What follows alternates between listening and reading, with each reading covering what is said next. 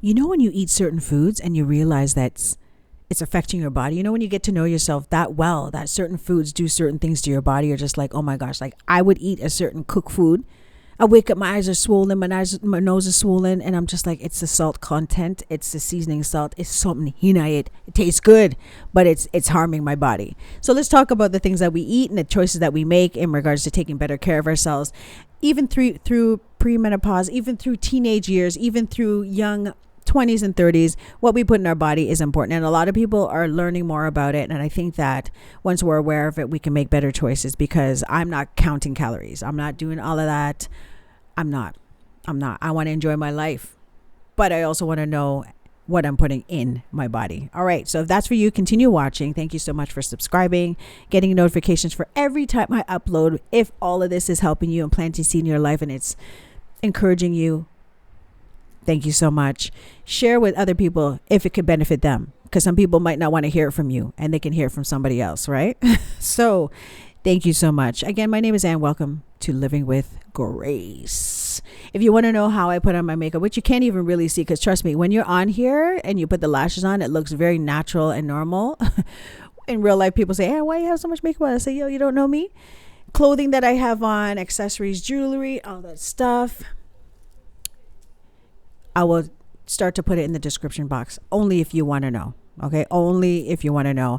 And for those that are here on the channel questioning about the microlocks, we will definitely have more videos about that, which I'm going to probably record after this one, because I have time. I have some time. So right now I have time. Thank you so much for your time. Let's talk about it. Hopefully you can't hear the people in the balcony because I opened up my door. I'm going to have to shut it. Grab your water, grab your coffee. Make sure you have something to drink. This video is not going to be that long. Yes, you saw tummy. Sexy in my years. I'm gonna be 50 soon. Oh my gosh. Anyhow, grab a drink. This is gonna be a short video, so I wanted to talk to you about it. Before, when I was younger, thank you for your time ahead of time, because I know this is taking up some of your time, so hopefully I'm investing in the time that you're spending with me. Hopefully. If it's not, check out some of my other videos. But enough love. Thank you for being here. Thank you for watching. Thank you for subscribing. All that thing. Thank you. When I was young, my grandmother used to tell me, you know, Ann, you got to be careful what you eat, And I used to go to clubs, used to drink, 2 hours sleep, back on the road, driving my sports car, red sports car, things made me look nice. Well, I did. But anyhow, I didn't really care too much about what I was eating. I think when we're young, we're just like, it is what it is. I think that, and I know that when you have parents or you're in a household or you're around people, you seek the knowledge to eat healthy from a young age, you'll benefit from it, right? And so we do see a lot of things being pumped out about exercising, because, you know, as soon as Christmas comes, there's like gym memberships that are like a whole bunch of cheap memberships and all kind of stuff after Christmas, because during the winter holidays, we're eating all kind of stuff. And we want to lose the weight. So it's like a cycle. You tend to see it over and over and over. But when you're living a healthy lifestyle, it's of the norm. It's normal for you. It's normal. And so now when we're seeing content, you know, we're seeing people with the coffee, see them working out, doing their yoga, going for walks, working out at the gym. And it encourages us because we're watching it. We're seeing it, right? But for ourselves, do we have enough strength to actually get up and do it? Do we care to do it? You know, because sometimes you could be stressed out. You could be overwhelmed, have too much on your plate that you don't have no time. And it's justified by you saying, I don't have any time. I need to talk slower and calm down. I'm very hyped. The coffee is still in me and it had caffeine. It had caffeine. So it's like we may not have the time, but we know that we know that we need it. So even in our teens, 20s, 30s, 40s, I'm going to be 50 soon. I know I need it now because I'm like sweating. Certain things are happening. I'm gaining this weight that's unnecessary. There's other things going on, which I'm going to deal with. But the thing is, I was working out for some time, and this is during lockdown. I felt so good. I knew what I was eating and what it was doing when it passed through my body. I knew that the workout was helping with my intestinal walls. I knew that the time that I slept and that intake of meditation and the words that I was receiving was helping with my mental health. Like, I lost it and fell off track due to a life circumstance that I had in my previous videos. I think I deleted it. A choice that I made that was not pleasing to God, that I had to like the person didn't physically understand, but spiritually and through God, that's who I aim to please.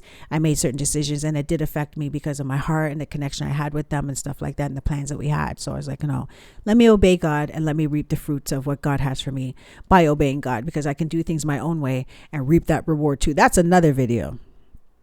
Anyhow, so when I started eating healthy, when I started to go back to eating certain things because of my emotions, because sometimes we eat based off of our emotions, I felt it. I felt it going through my body. I felt what it did. I felt sluggish. I felt my intestinal walls were not clean and clear, because I do it like a washout once in a while or a detox once in a while.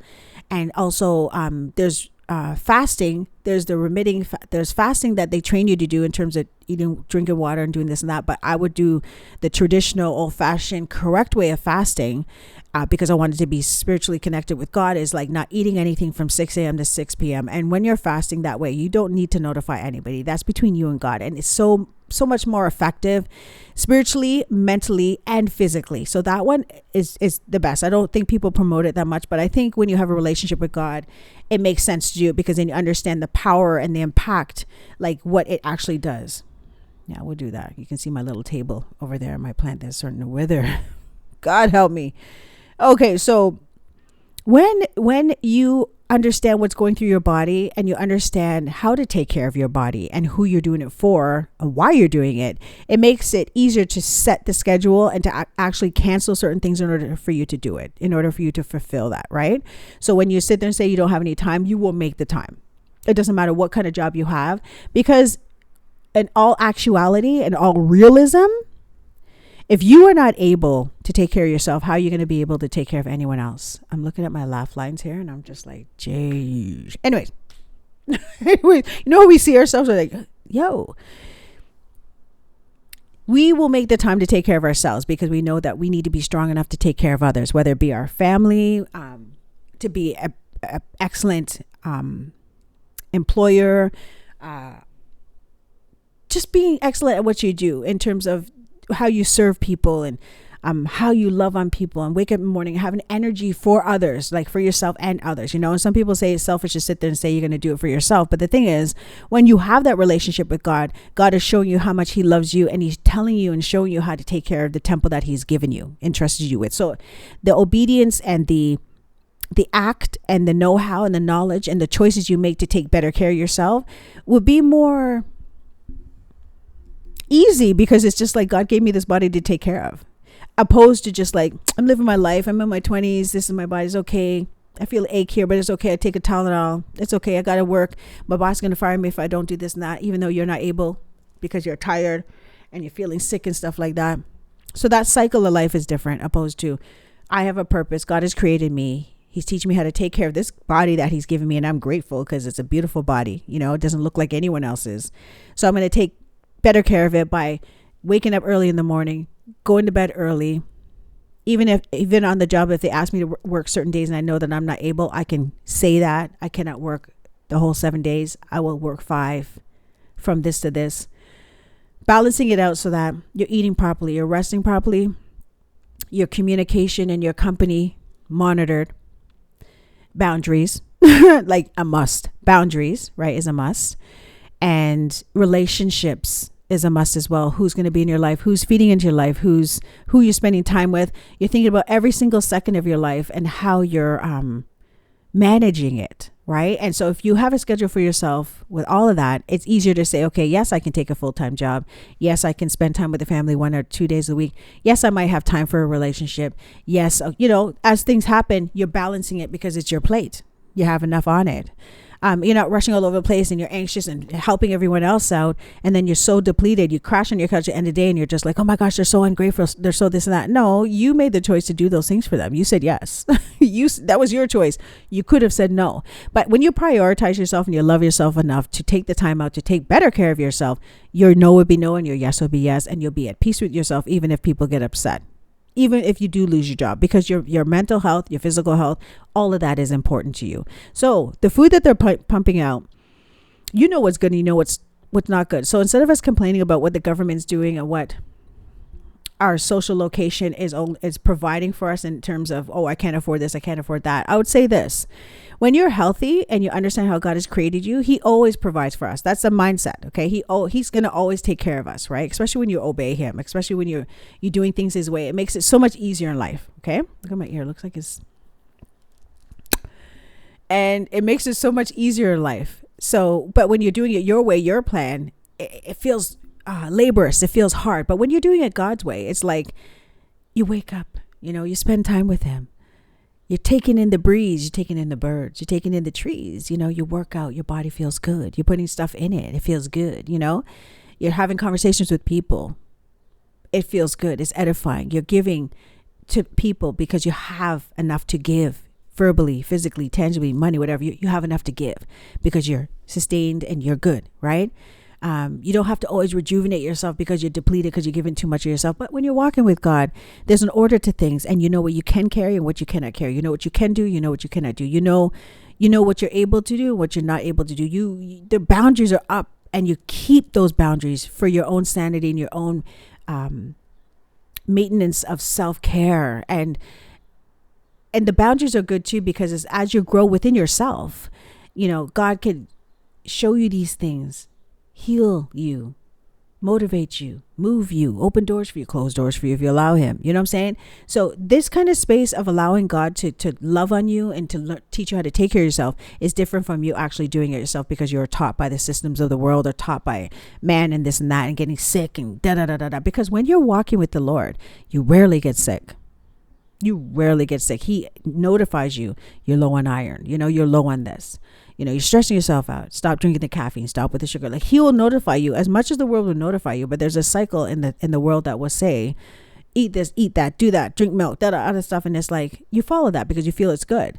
But when you're with the Lord, God will tell you, no, you need more fiber. No, you need to rest. You need a cleanse. Oh, you need a fast. Spend some time with me.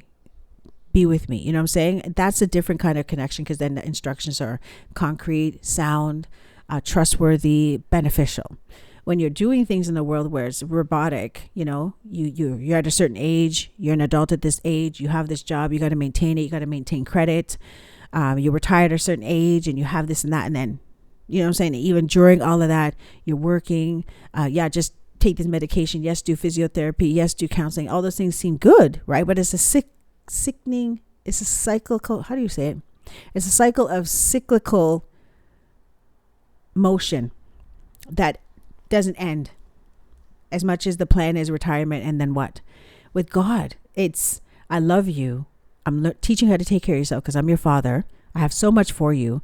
Your gift will make room for you, meaning your talents and all this stuff. So then go into this course to take that career because that's your gift. Your gift will make room for you, right? And there's no sense of retirement when it comes to God, because you'll be doing it until the day you die, and he'll show you other avenues. You don't have to do things based off of surviving. You're doing it because he's called you to do it. And it will be about your purpose until he comes for you. And it makes it there's so much peace because, we're all going to pass one day. We can't run away from that as much as people want to live a long life. But the thing is, when you understand you have a purpose and he's going to come for you, when God's ready for you, he'll come for you. You won't worry about him coming for you in a time of sickness, sickness in your body. He's coming for you when it's time for him to come for you. And that's reassuring and it's comforting, opposed to living in the world where you deplete yourself and you work yourself so hard that you are sick, or you die of a sickness, or you pass, I shouldn't have said that word, but you pass of a sickness. But that is the word. But you know how YouTube is, or I don't know where I'm going to post this, but words are nay. Thank you, Bailey Syrian.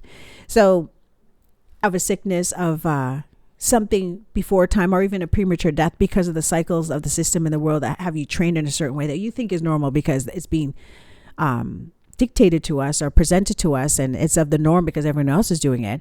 But I notice a lot of people are going into, even with lockdown, had help people go into the path and where they are supposed to go. So some people lose their job and they got upset and all that stuff because it was a sense of security. But then some people accepted and said, okay, maybe I'm going to start doing the very thing that I'm passionate about because that is my gift and it will make room for me. And then some people cleave to God, like what's going on? So they ran to God and God gave them a revelation in regards to what their purpose is. And so they're running with that.